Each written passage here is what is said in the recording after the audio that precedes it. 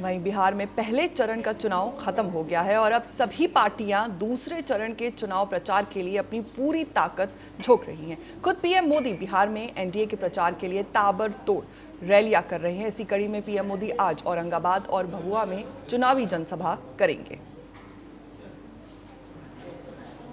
हमारे साथ इसी खबर पर ज्यादा जानकारी के साथ जुड़ चुकी हैं संवाददाता अपराजिता। अपराजिता, पीएम मोदी की रैली को लेकर लोगों में कितना उत्साह नजर आ रहा है?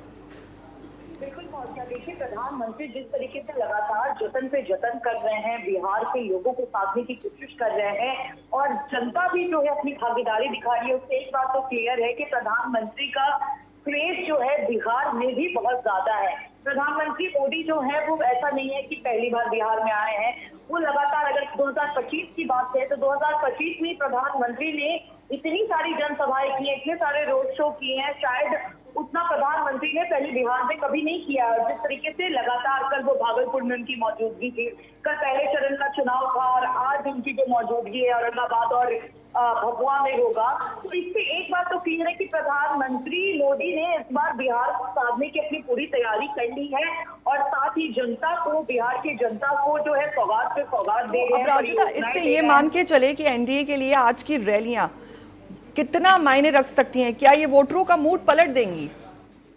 बिल्कुल पहुंचा। देखिए, जिस तरीके से प्रधानमंत्री लगातार बिहार वासियों को अपनी बातें बता रहे हैं, विपक्ष पर निशाना साध रहे हैं, उससे ये कहना गलत नहीं होगा कि जनता जो है उनको सुन रही है। लेकिन जिस तरीके से भीड़ विपक्ष में भी दिखती है, सत्ता पक्ष में भी दिखती है, तो ये कह पाना तो खैर थोड़ा मुश्किल है कि जनता का रुझान किस ओर है। लेकिन जनता के बीच में प्रधानमंत्री की लोकप्रियता है।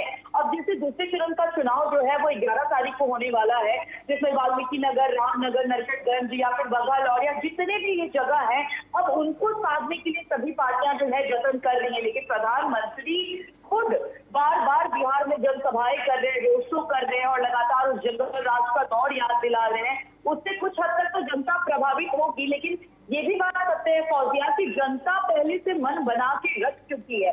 अब जितनी भी पार्टियां हैं वो अपनी जनसभाएं करें, रैलियां करें। बिहार के बारे में एक चीज कही जाती है कि बिहार में जो वोटर्स होते हैं उनका मत पहले से क्लियर होता है। कुछ जातीय समीकरण पे जाते हैं, कुछ पार्टी देख करके जाते हैं और कुछ आबादी जो है 20% तक जो है वो विकास के पैमाने गिन करके वोट देती है।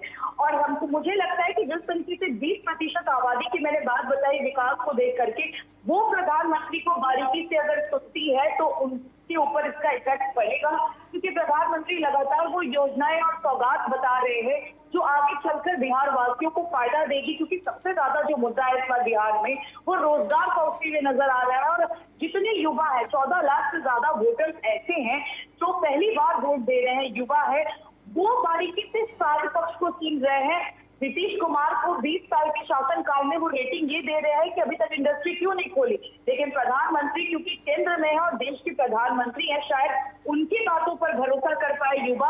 तो ये जो जनसभाएं हैं, जो रैलियां हैं, वो उन युवाओं को जरूर अपनी तरफ आकर्षित कर सकती है जो बिहार में अपराजिता, जैसा कि अगर हम देखें तो तेजस्वी यादव भी लगातार सभाएं कर रहे हैं, तो क्या जनता में अब मोदी बनाम तेजस्वी का सीधा मुकाबला बनता नजर आ रहा है? बिल्कुल बिल्कुल फौजिया। देखिए, जिस तरीके से आप देख रहे हैं कि ये तेजस्वी यादव बिहार में बहुत ज्यादा सक्रिय, प्रधानमंत्री पूरे देश में है, लेकिन बिहार में उन्होंने अपने आप को पूरा न्यौछावर कर दिया। रूल के हिसाब से होना चाहिए राहुल गांधी वर्सेस मोदी, लेकिन राहुल गांधी बीच में नजर आते हैं, फिर साइड हो जाते हैं, फिर आते हैं।